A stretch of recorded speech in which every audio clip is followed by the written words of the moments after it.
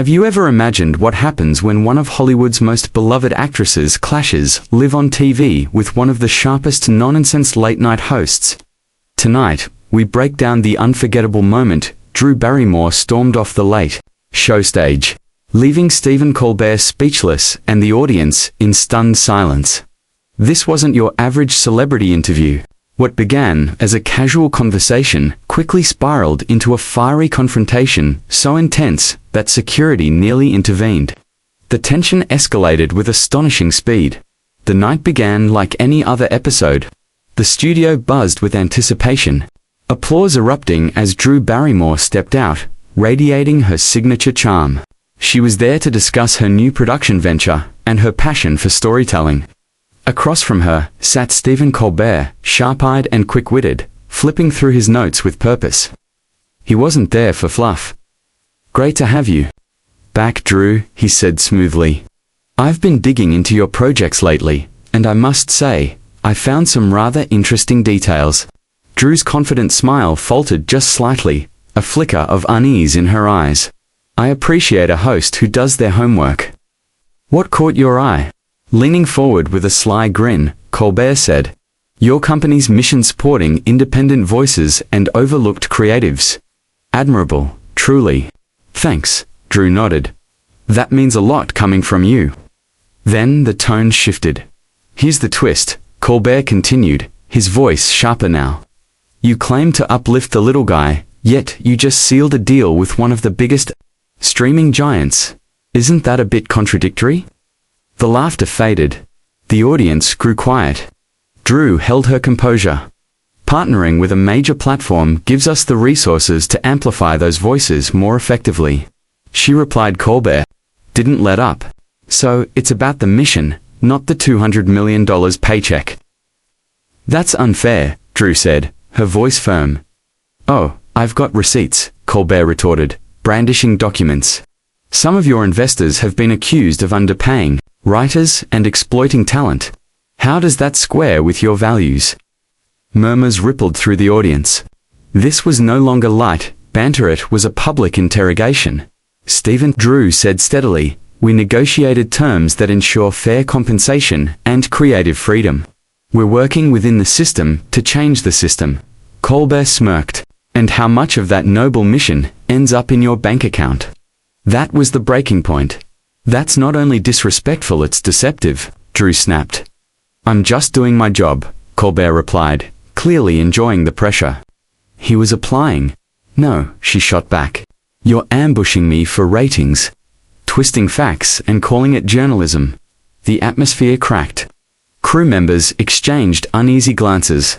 Civility was unraveling live on national television. "So, you deny any hypocrisy?" Colbert pushed. "My view is that your take is oversimplified and biased," Drew said, her voice rising. "Oh, so I'm the villain?" He sneered. "You have no idea what I've been through," she said, her voice suddenly raw.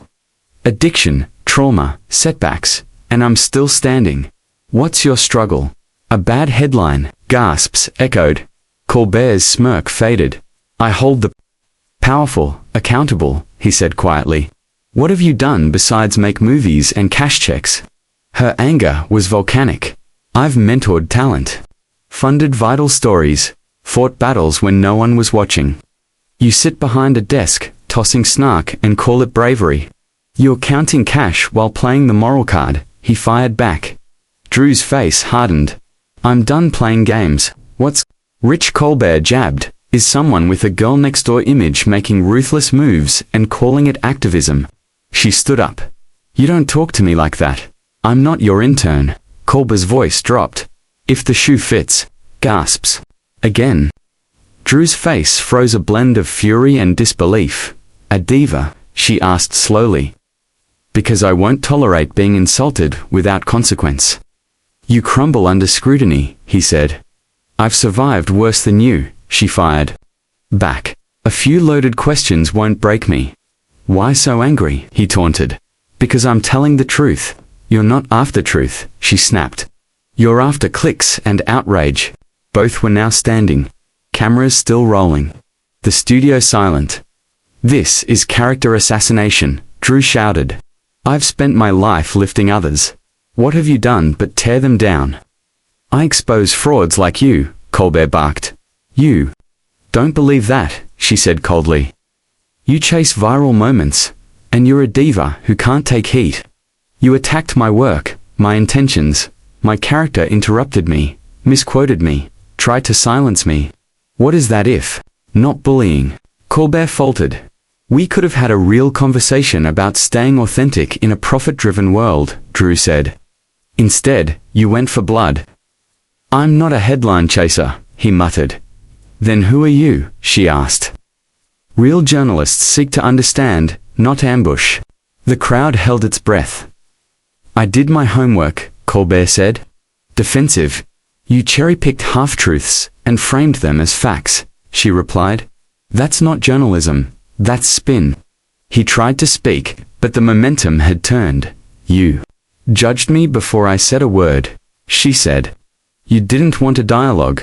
You wanted a takedown.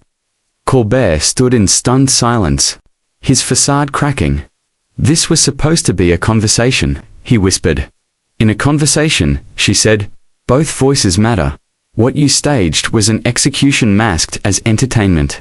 The studio was frozen. Two icons, standing in the wreckage of a live broadcast. Drew's voice dropped calm and cutting. I hoped tonight would be fun. A chance to share what I've built. Instead, I walked into an ambush from someone confusing cruelty for conviction. Colbert opened his mouth. Nothing came out. You're smart, Stephen, she said.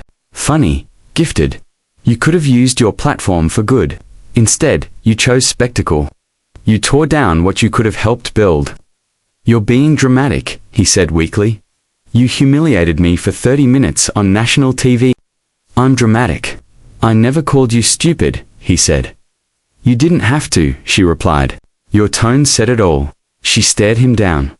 Tell me, Stephen, do you treat every guest this way or only the ones who don't play along? He had no place left to hide. Maybe we started wrong, he mumbled. You can't unburn a bridge, she said. You made your choice, now live with it. What consequences? He asked, though his voice was small.